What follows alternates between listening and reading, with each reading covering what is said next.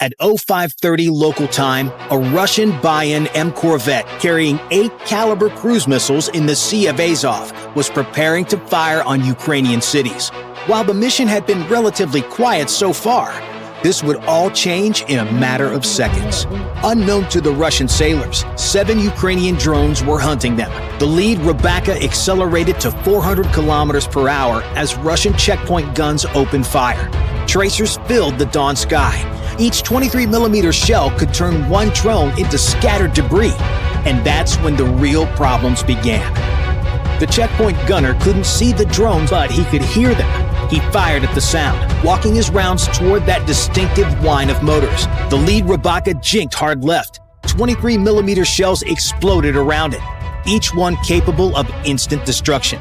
The drone pushed to maximum speed, 432 kilometers per hour, screaming past before the gun could follow. But the damage was done.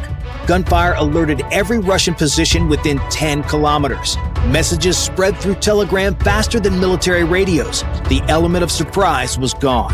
The operator's screen suddenly filled with static. Power lines, invisible until the last second. The drone pulled up sharply, clearing 110,000 volts by just 2 meters. Every instrument went haywire. Compass spinning wildly, video feed flickering, flying blind for 3 agonizing seconds. Then a radio tower emerged from the darkness. The operator banked hard left, missing the guy wires by inches.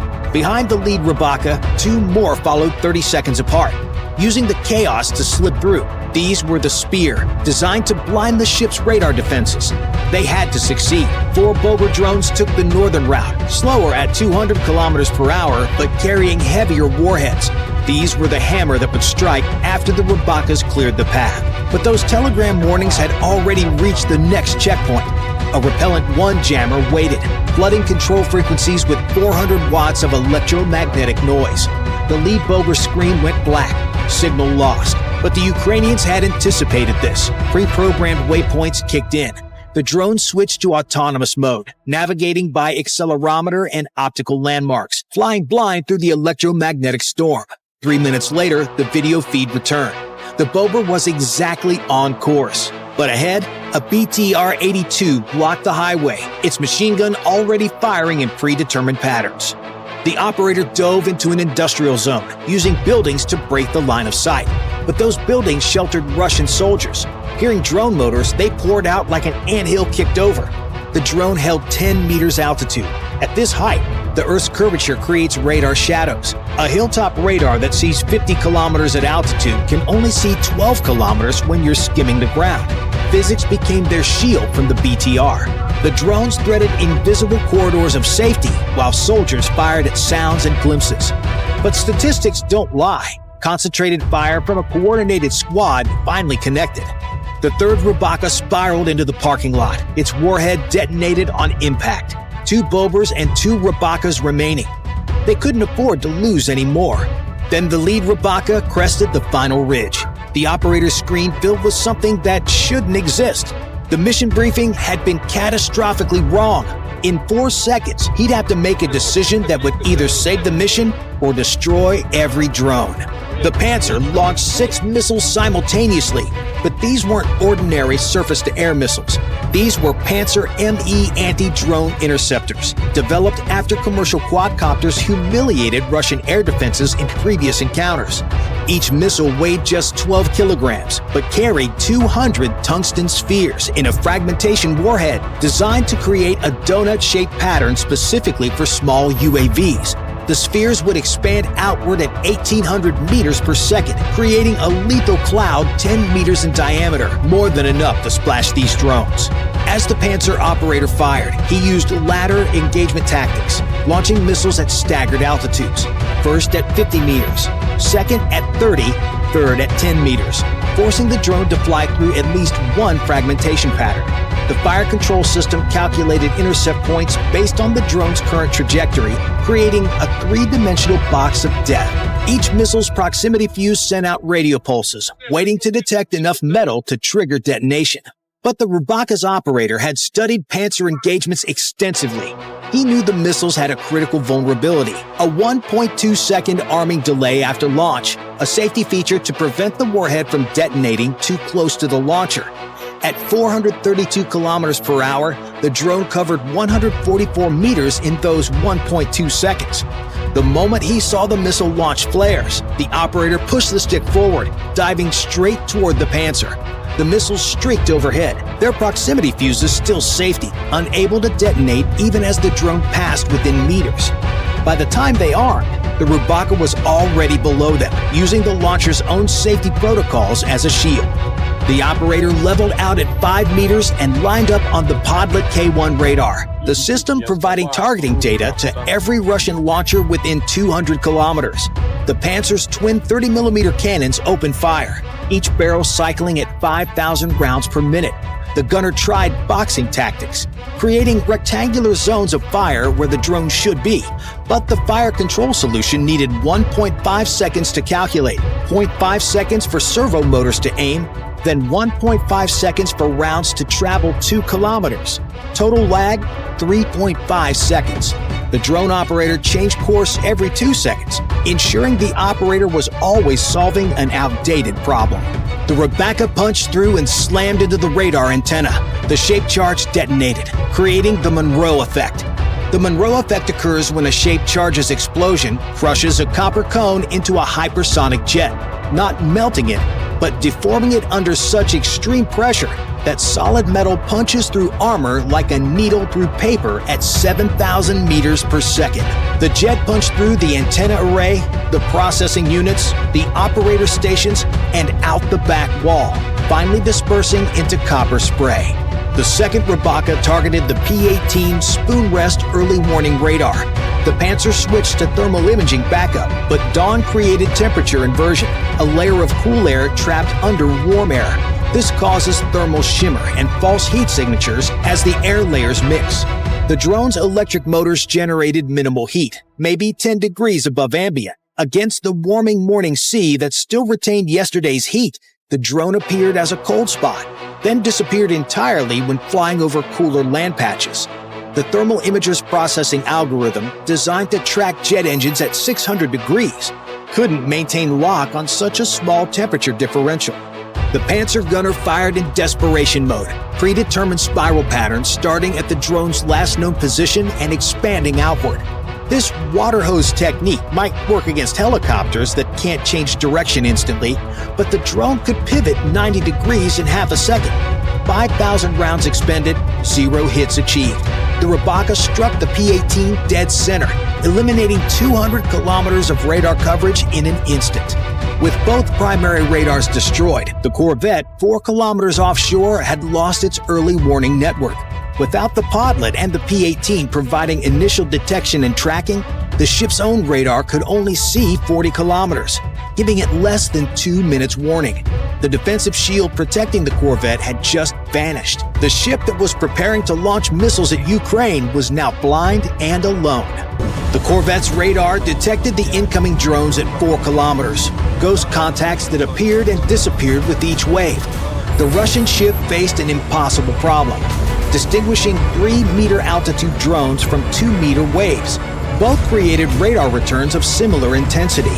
The Doppler shift that normally separates moving targets from stationary objects failed when the drones flew at variable speeds between 80 and 120 knots. The computer's clutter rejection algorithm, designed to filter out sea spray, started filtering out real threats. Every third sweep, the drones disappeared entirely from the screen as the processor decided they must be false returns. But that didn't stop them from trying to use this weapon. The AK-630M2 duet system spun up with a mechanical whine. 10,000 rounds per minute erupted from twin 30mm cannons. The fire control computer tried to calculate paths using Kalman filtering algorithms. Kalman filtering algorithms predict where a moving target will be next by mathematically combing its past positions with current sensor data, like trying to guess where a zigzag car is headed by averaging what you see with what physics says is possible. But the operators were throwing these calculations off by making random inputs every 2 seconds. The Duet system had been designed to engage P-270 Mosket missiles, 3,000-kilogram weapons flying predictable trajectories. Against 150-kilogram drones maneuvering randomly, it was like using a sledgehammer to hit a hummingbird. The computer needed 3.5 seconds to generate a firing solution. The drones changed course every 2 seconds. The math never aligned. Undeterred at missing all their shots, the Corvette deployed its PK-10 decoy system, launching clouds of chaff. Aluminum strips cut to half the wavelength of targeting radars. Each strip created a radar return larger than the drone itself. Within seconds, hundreds of false targets bloomed on every radar screen within 50 kilometers. Against radar-guided missiles, this would create an impenetrable confusion. Against drones guided by human operators watching through cameras, it created nothing but pretty sparkles in the morning sun. The operators ignored the light show and maintained visual lock on the ship. The Corvette's TK-25E electronic countermeasure suite activated next, pumping out 200 watts across the spectrum from 20 megahertz to 40 gigahertz. Against normal radio-controlled drones, this would sever the control link instantly. But the Ukrainian drones used frequency-hopping spread spectrum, jumping between 128 channels per second in a pseudo-random pattern known only to their operators. The jamming affected individual hops, causing occasional frame drops and pixelation, but never blocked enough sequential channels to break the link. The video feed degraded from 1080p to 480p, annoying but still usable. Sensing what was coming next, the Corvette captain ordered evasive S-turns at maximum speed. But physics doesn't negotiate. The 949-ton vessel needed 15 seconds to change heading 30 degrees. The drone needed 50 milliseconds. The Rabaka operator recognized the ship's pattern and timed his approach for the steady period between turns. At 500 meters, the operator switched to manual control. The radar mast filled his screen, 6 meters of critical electronics. The Duet cannons couldn't depress below -5 degrees. At 200 meters range and 3 meters altitude, trigonometry put the drone under their arc. Sailors with PKM machine guns fired from the deck, but they faced an impossible problem. The drone crossed their field of view in 0.8 seconds. Human eyes need 0.2 seconds to focus on a moving target, another 0.3 seconds to track it, and 0.2 seconds to aim. By then, the drone had moved 100 meters. They were literally firing it after images burned into their retinas. The lead bobber was aimed right at the ship's mast that held all its radars, its shaped charge primed to destroy the arrays. The captain screamed for emergency launch procedures, trying to fire the calibers before the ship was crippled. But the launch sequence needed 2 minutes for gyroscope alignment, target validation, and missile warming. The bobbers were 30 seconds away. The first bobber slammed face first into the mast. Instantly, every radar communication suite and data link on the ship went down. No longer able to fire their missiles, they were now a sitting duck. The second bobber dove toward the Corvette's port side at a 30-degree angle, its operator aiming for the junction between frames 44 and 52, where the missile magazine sat behind 15 millimeters of steel plating. If they were lucky, the resulting explosion will detonate the caliber missiles in their cells and turn this ship into a fireworks display. At 100 meters, the operator made his final adjustment, accounting for the ship's 8-knot drift and 3-degree list from the hard turn. The shape charge needed to hit at exactly 90 degrees for maximum penetration. Too shallow and it would deflect. Too steep and it would waste energy. The operator had practiced this moment 500 times in simulation, but reality included variables no simulation captured. His hands shaking from adrenaline, sea spray on the camera lens. The knowledge that missing meant friends would continue suffering under caliber bombardment. The bobber struck exactly at the missile magazine's forward bulkhead. Its shaped charge, a copper cone surrounded by explosives, created the Monroe effect. Detonation waves focusing into a jet of molten metal moving at 7,000 meters per second. The 15-millimeter steel plate offered the same resistance as tissue paper. The jet punched through, spraying molten copper across stored ammunition and missile components. The second bobber also hit where missile handling equipment connected to the vertical launch tubes, hydraulic pumps, fuel lines, and electrical systems that turned dumb missiles into smart weapons. The explosion ruptured 3 separate systems simultaneously. Hydraulic fluid at 3,000 psi sprayed across electrical panels, creating instant arc fires.